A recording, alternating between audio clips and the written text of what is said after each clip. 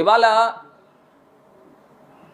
సాక్షాత్తు EVM MLA Rajahmundry EVM MLA కనుసన్నల్లో రాజమహేంద్రవరంలో సిటీకి సంబంధించి అదేవిధంగా బుచ్చయ్య చౌదరి గారు కాన్స్టిట్యున్సీ అయిన రూరల్కి సంబంధించి 39 షాపులకు సంబంధించి సిండికేట్ మీటింగులు పెడదాము అని ఈవీఎం ఎమ్మెల్యే బినామీ రాజమహేంద్రవరం తెలుగుదేశం పార్టీ అధ్యక్షుడు మజ్జి రాంబాబు ఆయన ఫోన్ సంభాషణ ఈ పాటికే వైరల్ అయింది.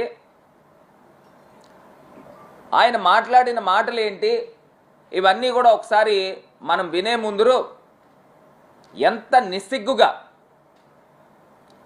సభ్య సమాజం సిగ్గుపడే విధంగా వీళ్ళు చెప్పే మాటలన్నీ కూడా శ్రీరంగనీతులు అండ్ ఇంతకన్నా గొప్పోళ్ళు ఉండరు అన్న విధంగా చెప్తూ ఉంటారు. మార్కెట్లోకి వెళ్ళినా ఎక్కడికి వెళ్ళినా నమస్కారాల మీద నమస్కారాలు పెట్టి మాట్లాడుతూ ఉంటారు. ఆయన మాట్లాడిన మాట మీరు వింటే ఆశ్చర్యపోతారు. అంటే ఇంత దారుణంగా కూడా సిండికేట్ వ్యాపారం ఎలా చేయొచ్చు అని రేట్లు పెంచుకుని అమ్ముకుందాం, ఇంకొకటేమో బెల్ట్ షాపులు పెట్టుకుందాం, ఏ షాపు పరిధిలో ఉన్న బెల్ట్ షాపులు ఆ ఏరియాలోనే అమ్ముకోవాలి, వేరే ఏరియాలో ఉన్న షాపుల వాళ్ళు ఇక్కడ బెల్ట్ షాపులు పెట్టకూడదు, ఎక్సైజ్ సిఏల్ని ఇద్దరిని రప్పిద్దాం, వాళ్ళు కొంచెం డబ్బులు ఎక్కువ అడుగుతూ ఉన్నారు, వాళ్ళిద్దరిని నార్త్ సిఐని సౌత్ సిఐని కూడా కూర్చోబెడదాం అని ఇంకొక మద్యం షాప్ వాళ్ళతో ఈయన బేరసారాలు చేస్తూ ఉన్నాడు. మళ్ళీ అదేదో బాండ్లు 100 రూపాయల స్టాంప్ పేపర్ మీద బాండ్లు రాసుకోవాలంట, చెక్కులు ఇచ్చుకోవాలంట. రెడీ ఉందమ్మా?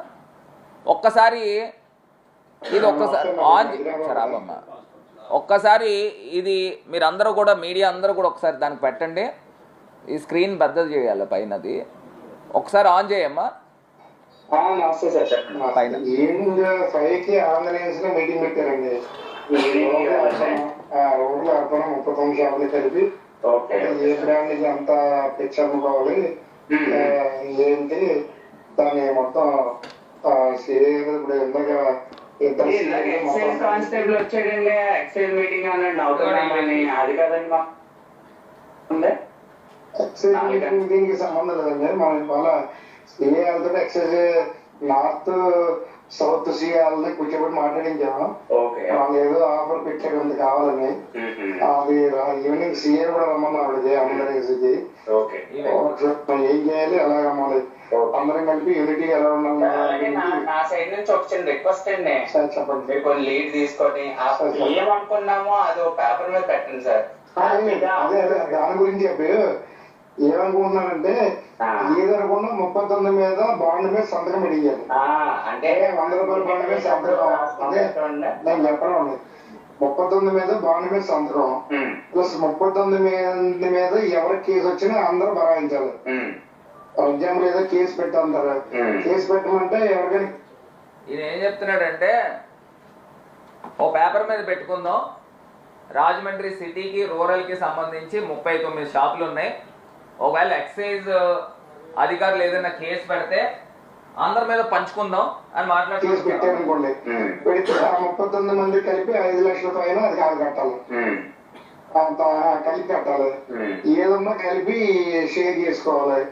నెక్స్ట్ ఇప్పుడు ఎవరు ఎంత కౌంటర్ ఉన్నా కూడా 2 lakhs కౌంటర్ ఉన్న వాళ్ళకి ఎంత మామూలు ఇప్పించాలి, 2.5 కౌంటర్ ఉన్న వాళ్ళకి ఎంత ఇప్పించాలి, 3 lakhs కౌంటర్ ఉన్న వాళ్ళకి ఎంత ఇప్పించాలి. ఈ తర్వాత బెల్ట్ షాపులు కూడా ఒక ఏరియా వాళ్ళు ఒకటి వెళ్ళడానికి వెళ్ళలేదు. ఏ ఏరియాకి సంబంధించిన వాళ్ళు ఆ పరిధిలోనూ ఆ ఏరియా బెల్ట్ షాప్ ఉంటే ఆ షాప్ దగ్గర కొనుక్కోవాలి. ఇది ఏం మాట్లాడుతున్నాడండి? బెల్ట్ షాపులు ఏ ఏరియాలో ఉన్న షాపులకి దానికి అనుసంధానంగా బెల్ట్ షాపులు వాళ్ళే పెట్టుకోవాలండి. అంటే పక్కన ఏరియాలో ఉన్న షాపుల వాళ్ళు ఈ షాపుల తాలూకా బెల్ట్ ఏరియాలో పెట్టకూడదంట. ఏ ఏరియాలో ఉన్న బెల్ట్ షాపులు ఆ ఏరియాలోనే పెట్టుకోవాలి, ఎవరికి ఇబ్బందులు లేకుండా ఆ ఏరియాలో బెల్ట్ షాపులు పెట్టుకుని అమ్ముకోవాలని డైరెక్ట్గా చెప్తున్నాడు. ఈయన ఎవడండి? ఈయన తెలుగుదేశం పార్టీ రాజమండ్రి సిటీ అధ్యక్షుడు. ఈయన బినామీ, ఈయన బినామీ అనుకుంటా. ఒకసారి విందాక పూర్తిగా. రెండోడు దూరం వీల్లేదు. ఇవన్నీ ఈవినింగ్ అన్ని పెట్టి ఆ బాండ్ మీద సంతకం పెట్టించి ఇది ఫుల్ గా రాలేదు.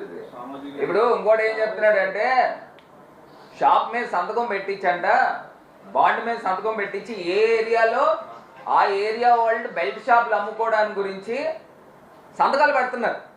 ఇది లీగలైజ్ చేస్తున్నారు. మరి అంటే రేషన్ కార్డు లాగా, పాన్ కార్డు లాగా, ఆధార్ కార్డు లాగా, అంటే తాగుబోతులకు కూడా మద్యం కార్డులు ఇవ్వాలి. మీరు మద్యం కార్డులు ఇస్తే ఇంకా చక్కగా డిస్కౌంట్లు లేకపోతే ఇలాంటివన్నీ కూడా ఏర్పాట్లు చేస్తారు అనుకుంటా. షేర్ చేసుకోవాలి. నెక్స్ట్ ఇప్పుడు ఎవరు ఎంత కౌంటర్ ఉన్నా కూడా 2 lakhs కౌంటర్ ఉన్న వాళ్ళకి ఎంత మామూలు ఇప్పించాలి, 2.5 కౌంటర్ ఉన్న వాళ్ళకి ఎంత ఇప్పించాలి, 3 lakhs కౌంటర్ ఉన్న వాళ్ళకి ఎంత ఇప్పించాలి. ఈ తర్వాత బెల్ట్ షాపులు కూడా ఒక ఏరియా వాళ్ళు ఒకటి వెళ్ళడానికి వెళ్ళలేదు. ఏ ఏరియాకి సంబంధించిన వాళ్ళు ఆ పరిధిలోనూ ఆ ఏరియా బెల్ట్ షాప్ ఉంటే ఆ షాప్ దగ్గర కొనుక్కోవాలి. రెండోడు దూడడానికి వెళ్ళలేదు. ఇవన్నీ ఈవినింగ్ అన్ని పెట్టి ఆ బాండ్ మీద సంతకం పెట్టించి 1,00,000 రూపాయలు క్యాష్ కాకుండా చెక్ ఇవ్వమని, అంటీ చెక్ లేకపోతే 1,00,000 రూపాయలు చెక్ వేసేయమని అదంతా కూడా ఒక దగ్గర పెడతారు. అది బయలులో రాసుకుంటారు. ఎవరి దగ్గర ఏమన్నా ఎవరు చెక్ ఇచ్చారు, చెక్ క్రమంతో చేతిన్నారు. బయలు అసలు ఏం చేద్దాం అనుకుంటారండి? ఆంధ్రప్రదేశ్ రాష్ట్రం నవ్వొస్తుంది కూడా. బయలాలు రాసుకుంటారంట, ఒకళ్ళు బెల్ట్ షాప్ పరిధిలో ఇంకోళ్ళు దూరకూడదంట. దానికి ఏమో 100 రూపాయల స్టాంప్ పేపర్ మీద పూచీకత్తి కింద 1,00,000 రూపాయలు క్యాష్ కాదు 1,00,000 రూపాయలు చెక్లు ఇచ్చుకుందాం, అవసరమైతే బ్లాంక్ చెక్లు ఇప్పిద్దాం. ఈయన మాట్లాడుతున్నాడు. అంటే ఎంత దారుణంగా వీళ్ళు మద్యం వ్యాపారం చేస్తూ ఓ పక్కనేమో కల్తీ మద్యం, ఇంకో పక్కనేమో నకిలీ మద్యం, ఇంకో పక్కనేమో బెల్ట్ షాపులు, ఇంకో పక్కనేమో రేటు పెంచేసుకుని అమ్ముకుందాం, ఇంకో పక్కనేమో సిఏలకు లంచాలు ఇద్దాం. దీంట్లో ఈ లంచాలు ఇచ్చే బాపతిలో ఏపీ ఎక్సైజ్ యాక్ట్ ప్రకారంగా 37A 39/1(2) సెక్షన్స్ కిందన నాన్ బెయిలబుల్ అరెస్ట్ చేయాలి. నాన్ బెయిలబుల్ అరెస్ట్ వారెంట్ తీసుకుని వెళ్ళి ఇమ్మీడియట్ గా, చిత్తశుద్ధి కనుక ఈ ప్రభుత్వానికి ఉంటే, ఈ కూటమి ప్రభుత్వానికి ఇమ్మీడియట్ గా పోలీసులు ఇంటికి వెళ్ళి అరెస్ట్ చేయాలి. ఇతనికి ఇంత సామర్థ్యత లేదు, ఈ వ్యక్తి అంత సీన్ లేదు.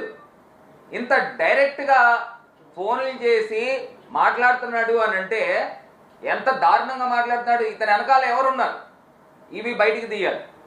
ఇతను ఫోన్ ఎవరెవరితో మాట్లాడాడు, ఈ సిండికేట్ ఫోన్లో మాట్లాడాడు కదా ఈ వ్యక్తులతో, దానికి ముందు ఖచ్చితంగా ఈవీఎం ఎమ్మెల్యేతో ఫోన్ మాట్లాడతాడు. ఆదిరెడ్డి శ్రీనివాస్తో ఖచ్చితంగా నేను ఫోన్ మాట్లాడి ఉంటాడు.